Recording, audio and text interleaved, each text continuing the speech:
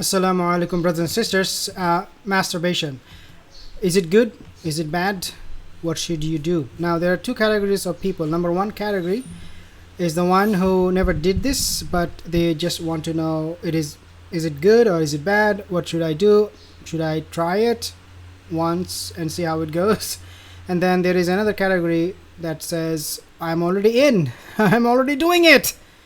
I need to get out of it. Or I want you to tell me something so that I can keep on doing it. So give me a reason why should I leave it, or tell me something with which I can be happy with and continue doing what I'm doing. When we talk about masturbation, I want to make few points. Number one is, as you can see, realize. Realization is the most important thing.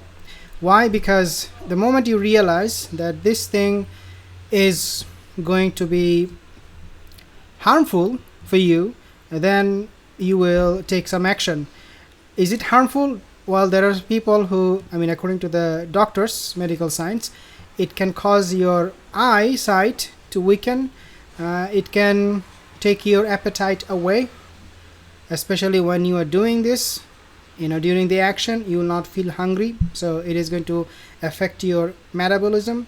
It also affects your nervous system, cardiovascular, so heart rate, and blood pressure, things like that. It affects that.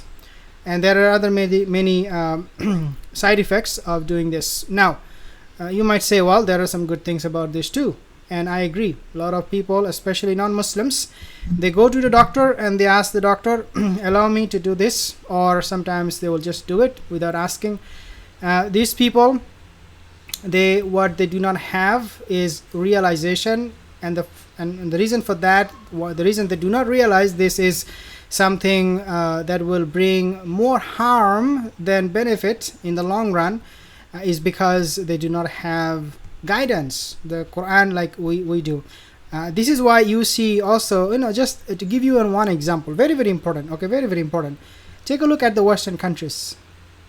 Non-Muslims, most of them are doing this masturbation. Look at the men. They are not getting married. Women, they are not getting married. They stay away from getting married. If they don't find a partner, they choose to live alone, and they enjoy their time. They say, well, I'm taking care of myself. I'm alone. Nobody's there to bother me. Nobody's there to take care of me or me to take care of them. It's a good life, enjoying my time, lonely. The reason they say this is because they do masturbation. When they go crazy, they do masturbation. And so they do not want to get married. And this is why it is haram in Islam to do masturbate. Because once you start doing this, then you do not feel the need to get married, to go through the right process, go through the right channel and get married.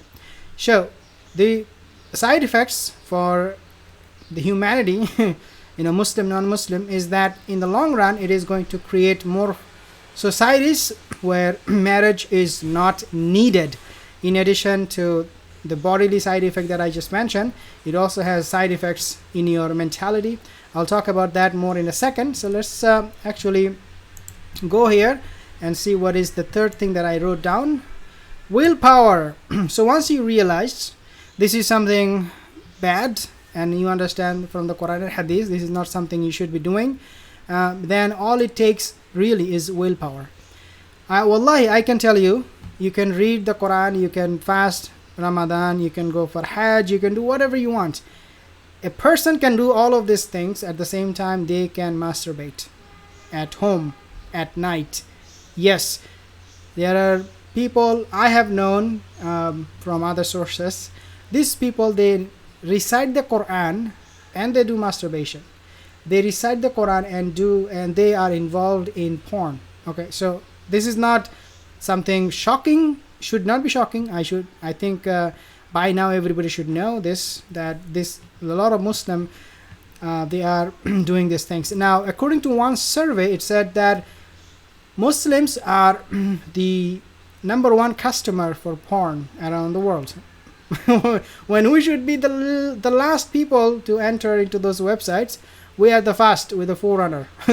So the thing is, it's really your willpower. You can do whatever you want. You can fast. You can outwardly appear to be very, very righteous, but you can at the same time do masturbation, watch porn. So willpower, take it to on yourself that this is my responsibility, I'm gonna stop doing it, and wallahi, you will be helped. Your willpower is something unimaginable. Just tap into that potential and you will see, inshallah, miracles happening. So let's take a look at the last point, which is guilt.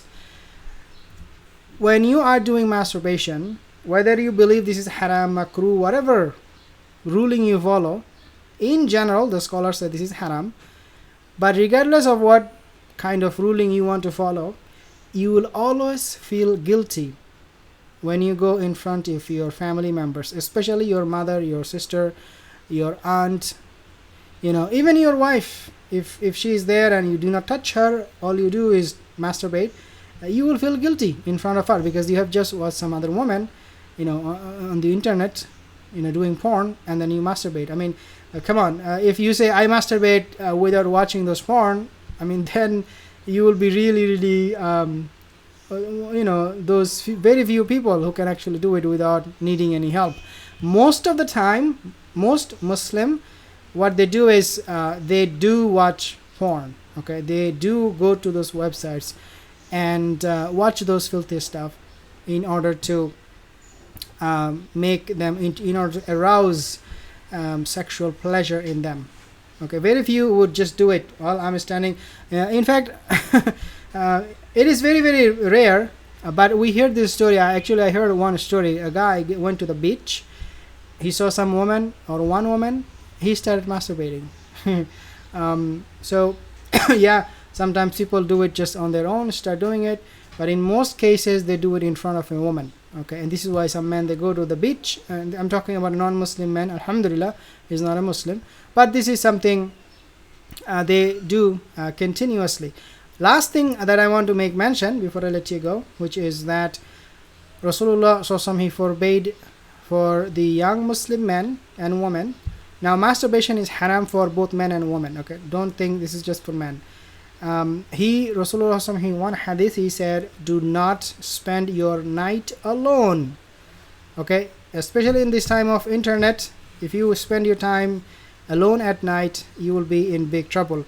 وَلْيَسْتَعْفِفِ الَّذِينَ لَا يَجِدُونَ نِكَاحًا حَتَّى يُغْنِهُمُ اللَّهُ مِنْ فَضْلِهِ. Rasulullah, Allah Azza wa Jalla mentioned in the Quran that let not those who find not, or let those who do not find the financial means for marriage keep themselves chaste. Means let those who cannot find financial means, you do not have money to get married, you remain chaste. Allah Azza wa Jal will enrich with his bounty. I hope that this video will help you understand what is going on. Assalamu alaikum wa rahmatullahi wa barakatuh.